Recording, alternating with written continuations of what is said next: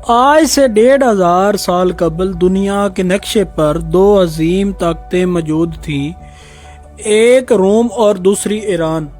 موجودہ سیاسی اصطلاح میں کہا جا سکتا ہے کہ یہ دونوں ماضی کی سپر پاورز تھیں۔ روم پر عیسائیوں کی حکمرانی تھی اور ایران مجوسیوں کا مرکز تھا۔ ان کے عقیدے کے مطابق آگ ہر شے کو جلا دینے کی طاقت رکھتی ہے، اسی لیے اسے خدا کا درجہ دیا جائے۔ ایران کے تمام چھوٹے بڑے معبدوں میں ہر وقت آگ روشن رہتی تھی اور پجاری بھڑکتے ہوئے شعلوں میں سجدہ ریز رہتے تھے اور صدیوں سے یہ مخصوص دعا مانگتے تھے: اے ہمارے معبود، جس طرح تو لازوال و عظیم ہے، اس طرح اپنے نام لیواؤں کو بھی عزت و جلال عطا کر، ہمیں ہمارے دشمنوں پر ایسا غلبہ دے جس سے ذبح ہونے والے جانور بے دست و پا نظر آتے ہیں۔ اہل زمیں کے دلوں میں ہماری ایسی ہیبت ڈال کے وہ سوتے ہوئے بھی ہم سے خوف زدہ رہیں اور درفش کاویانی کو اتنا بلند کر کے وہ آسمان کو چھونے لگے۔ تو آپ لوگوں کو یہ بتاتا چلوں کہ فش کاویانی آتش پرستوں کا مقدس پرچم تھا۔ ایرانی افواج اور عوام اس بات پر پورا یقین رکھتے تھے کہ جس میدان جنگ میں یہ معتبر جھنڈا لہرائے گا، وہاں شکست دشمن کا مقدر ہو جائے گی اور مجوسیوں کو عظیم الشان فتح حاصل ہوگی۔ پھر جب اسلام کی شکل میں حق نمودار ہوا، باطل فرار ہو گیا، مقدس پرچم اٹھانے والے ہاتھ کاٹ دیے گئے اور درفش کاویانی فتح نصرت کا نشان سمجھا جاتا تھا، بدقسمتی کی علامت بن کر خاک میں مل گیا اور اس کا ایک تارک باقی نہ رہا۔ یہ 14 ہجری کا تاریخ ساز اور یادگار سال تھا جب صدیوں سے روشن آتش کدے بجھا دیے گئے۔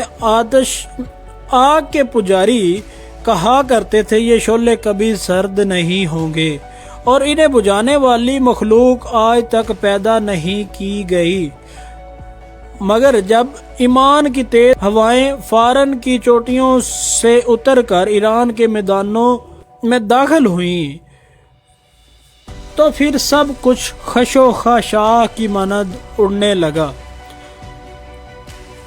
نوشیروان کی قیمتی یادگاریں مٹی کے کھلونوں کی طرح حقیر اور ارزاں ٹھہری۔ جس طرح کعبے میں رکھے ہوئے بت ہو اللہ احد کہتے تھے، اس طرح ایوان کبریٰ کے بلند اور سنگی مینارے زمین بوس ہو کر اللہ کی کبریائی بیان کر رہے تھے۔ مغرور شاہوں کے نصب نامے ورق ہو کر بکھر گئے، ان کے اٹھے ہوئے سر انسانی ٹھوکروں اور گھوڑوں کے سموں سے پامال ہونے لگے، ہڈیاں چٹک کر ٹوٹنے لگے، پھر رستوں کا غبار بن کر رہ گئیں، یہاں تک کہ ان کی آخری نشانیاں تلاش کرنے والا بھی کوئی باقی نہ بچا۔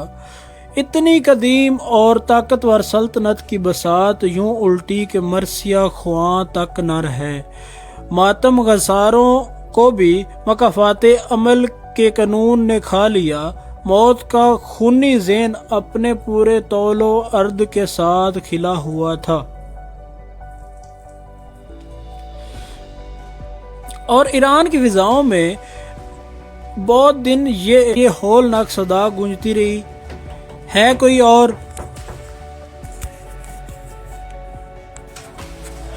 ہے کوئی اور، ہے کوئی اور۔ پھر جواب میں وقت کے نقیب نے پکار کے کہا: کوئی نہیں سوائے اللہ کے۔ یہ آواز سنتے ہی حضور اکرم صلی اللہ علیہ وسلم کے محترم ماموں اور لشکر اسلام کے سپہ سالار حضرت سعد بن ابی وقاص رضی اللہ تعالی عنہ کی شمشیر اپنے نیام میں چلی گئی اور نہ جانے کتنی راتوں سے کرب کے عالم میں جاگنے والے امیر المومنین حضرت عمر فاروق رضی اللہ تعالی عنہ کو قرار آ گیا۔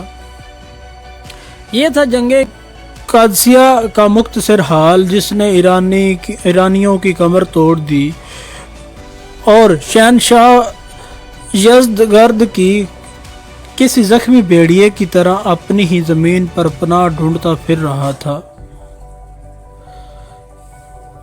اہل ایمان کی یہ لگار جاری یہاں تک کہ مجاہدین اسلام کے گھوڑوں نے مدائن، خوزستان، آواز، نہاوند، اصفہان، ہمدان، رلے، کرمان، سیستان اور خراسان کو روند ڈالا۔ شہنشاہ یزدگرد فرار ہو کر ترکستان چلا گیا۔ مسلم سالار آنف بن قیس رضی اللہ تعالی عنہ ایران کا سارا خزانہ مال غنیمت کے طور پر امیر المومنین کی خدمت میں مدینہ منورہ بھیج دیا۔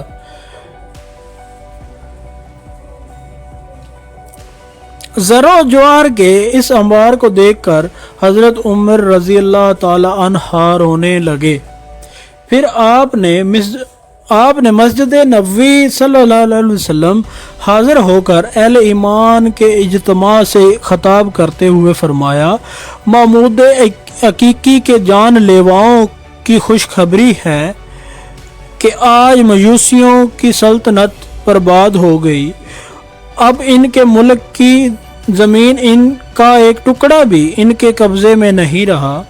خوب جان لو کہ اب آگ کے پجاری وعدہ لا شریک کی عبادت کرنے والوں کو کسی قسم کا نقصان نہیں پہنچا سکتے، اور یہ بھی سن لو کہ اللہ تعالیٰ نے ان کی زمین، ان کے ملک اور ان کی دولت کا وارث تمہیں اس لیے بنایا ہے کہ تمہاری آزمائش کی جا سکے۔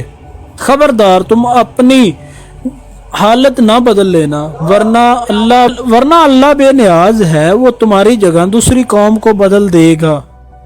مجھے اس امت کے لیے خود اس کے افراد سے خوف ہے۔